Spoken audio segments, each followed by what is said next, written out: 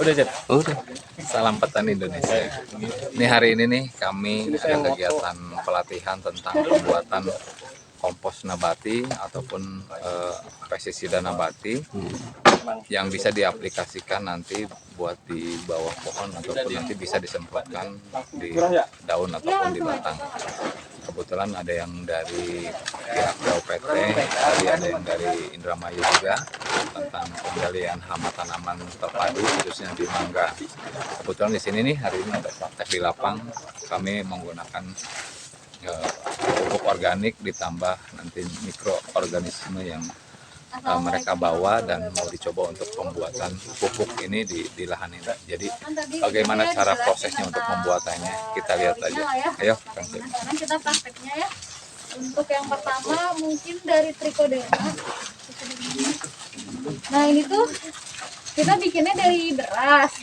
Dari beras nanti dicuci, biasanya dicuci. Habis itu kita sterilkan. Habis disterilkan dia kita tunggu dulu sampai dingin. Habis udah dingin baru kita masukin isolatnya. Nah isolatnya itu biasanya kita pakai isolat murni. Tapi kalau misalnya udah kayak gini, ini kan udah bagus ya warna hijau. Kita bisa perbanyak lagi dari yang bungkus yang ini. Nah nanti kalau misalnya bapak-bapak mau bikin nih kelompok tani kan katanya kalau ini habis gimana, nanti bisa bikin dibantu sama PHPT-nya teknisnya kayak gimana. Karena ini sebenarnya bahannya simpel karena dari beras, tapi selain dari beras juga kita bisa pakai dedak ataupun jagung. Jadi gimana bapak-bapak aja mau pakai apa? Nah ini tuh sekitar 100 gram atau 1 ons. Nah biasanya 100 gram itu biasanya buat 10 kilo. Nah karena ini ada sekitar 50 kilo ya. 20 kilo. Ini 20. Dua panas Nah, betul. Jadi kita pakainya 2 bungkus. Nah, sekarang kita campur aja. Kita campur aja. Sama ini juga. Kita aduk sampai rata. Nah, sebaiknya kalau habis diaduk itu kita simpan di tempat teduh dan tertutup. Jadi kalau bisa nanti ditutup terpal lagi, Pak. Ditunggu sekitar 2-3 minggu sebelum siap diaplikasikan ke aduk aja. Berarti difermentasi dulu ya? Iya, didiemin dulu kurang lebih 2-3 minggu aja Pak, supaya si trichoderma kan saya cuma dikit nih. Nah supaya lebih banyak lagi jadi merata. Nah maka kita tunggu dulu. Nah perkembangannya itu biasanya sekitar 14 hari. Ini semuanya warna hijau. Iya, semuanya ntar warna hijau. Ada yang hijau. Kalau warna hijau Silganya gimana tuh?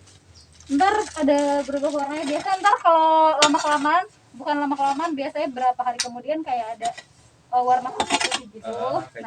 Nanti berkembang jadi warna hijau. Kalau udah kayak gini tuh berarti dia udah jadi. Tapi kalau misalnya baru 3-4 hari kan biasanya putih-putih kayak. Putih dulu ya. Iya, putih-putih dulu. Untuk medianya, apa ini harus kohe? Apa bisa dengan apa Bisa jerami? bisa Pak, pokoknya kompos aja. Kompos. Mau kompos yang kotoran hewan ataupun dari jerami, yang penting udah pada matang aja sih. Bisa kompos. Ini secara teori nanti kotoran kambingnya jadi warnanya hijau. Iya.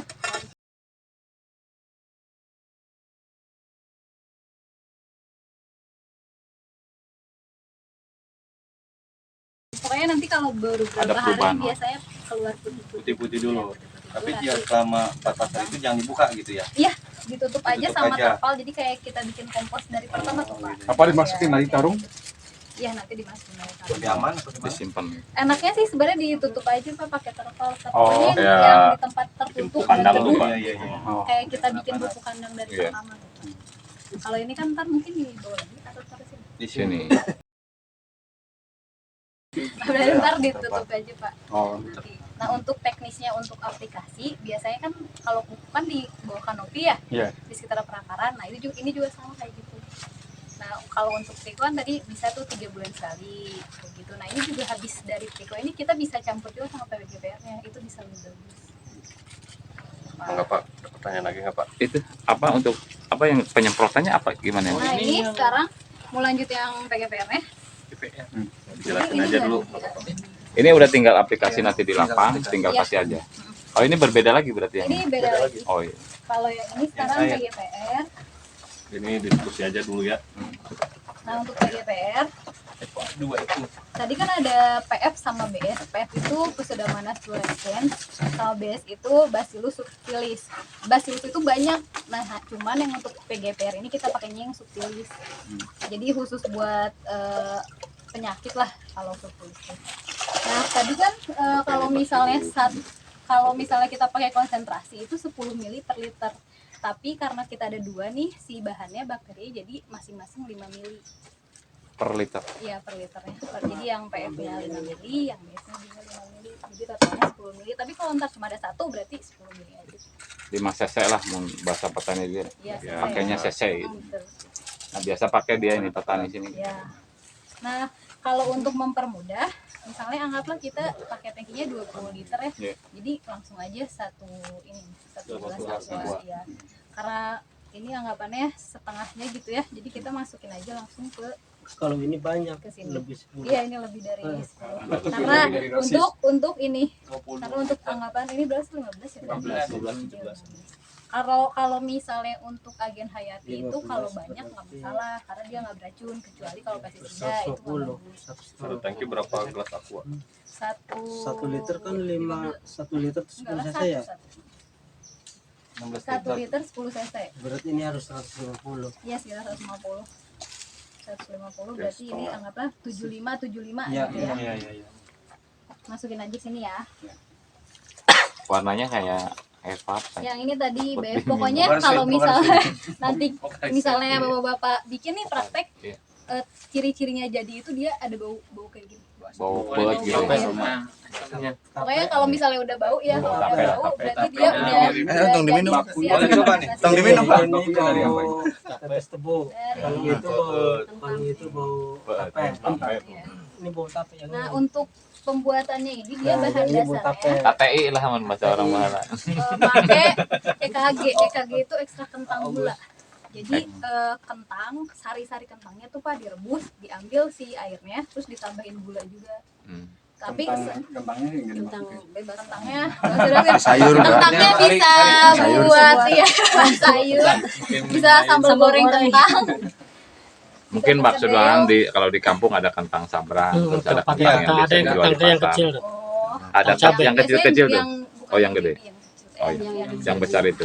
Tapi kalaupun misalnya ternyata harga kentang lebih mahal dibandingkan harga ubi, pilih yang murah aja, jadi ubi dulu bisa. Ubi. Boleh. Alternatif itu. Boleh, Iya, boleh. iya, Ada iya. ubi teh boleh. Boleh dan Boleh duit bising tanya Boleh ubi. tanya. Ini langsung. Jadi nggak bisa pakai Di- kentang sabrang. air Singkong dulu, nggak bisa ya, bisa, singkong. sambal air nggak bisa Pak. Nggak bisa ya. campur biar keaduk. Iya biar keaduk. selain Ada nggak Pak? selain ubi jalan tadi Oh, ada. buat ngambil Udah airnya ya? dicampur dulu. Ini kan udah dicampur. Ya, jadi kalau sebenarnya biar larut merata itu air dulu, Iya. baru larutan yang udah ininya terus campur Masukin. air. Di Ini sebelumnya bekas pestisida kimia atau Iya. Nah, untuk selanjutnya lebih baik dicuci bersih dulu atau Khusus lebih ya? bagus lagi sebenarnya khusus buat yang agen hayati karena takutnya masih ada residu-residu yang ya takut sisa-sisa pestisidanya masih nempel nih di sekitar sini malah jadi si agen hayatinya mati. Cuman ya mungkin ya nggak apa-apa lah ya Masih ada buat lah praktek mungkin. sekarang. Cuman untuk nanti nih selanjutnya lebih baik yang Dikhususkan. bukan bekas pestisida gitu. Pestisida kimia. Jadi nanti petani tambah lagi. Kemarin kan dia punya untuk penyemprotan, untuk herbisida, dan sekarang untuk organik. jadi harus Nah, punya iya, tiga. harus punya tiga. Punya tiga kita. Ya kan Emang bener di sini udah pada gitu. Oh, Dia udah khusus gitu. ada yang ada. Iya herbisida kan lumayan Pak. Ntar kalau misalnya ke tanaman apalagi kan ya nggak selektif ya kalau herbisida. Nah, ini masukin aja ya. Langsung. Ya nggak apa-apa Ya, boleh lah. Ini kan udah kasih air ya. Iya. Ya. Cuman nanti Tolong aja, tolong. Tapi kalau Langsung nanti ya. air dulu ya Pak. Iya. Iya.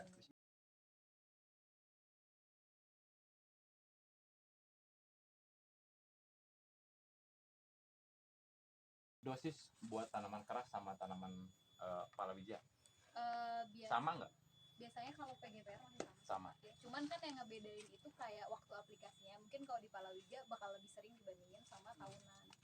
Karena kan umurnya juga lebih cepat ya Pak kalau palawija. Ya, ini lebih masuknya ke vegetatif atau ke generatif? Kalau Pertumbuhan. Kalau bagus sebetulnya dari awal ngikut Iya, Pak. dari Dari benih itu direndam itu tuh bagus. Soalnya dia tuh ngerangsang akar muncul terus kuat. Dia kayak ada proteksinya gitu melindungi akar. Kalau untuk palawija khususnya cabai itu bagus banget sebetulnya ini. Ya, Karena teman cabai kan ada sih.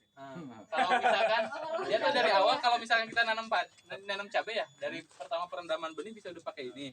Nanti habis itu kan nyemai itu bisa disemprot misalkan seminggu sekali masih bisa. Nah nanti kalau udah pindah tanam, nah itu disemprot lagi juga rutin.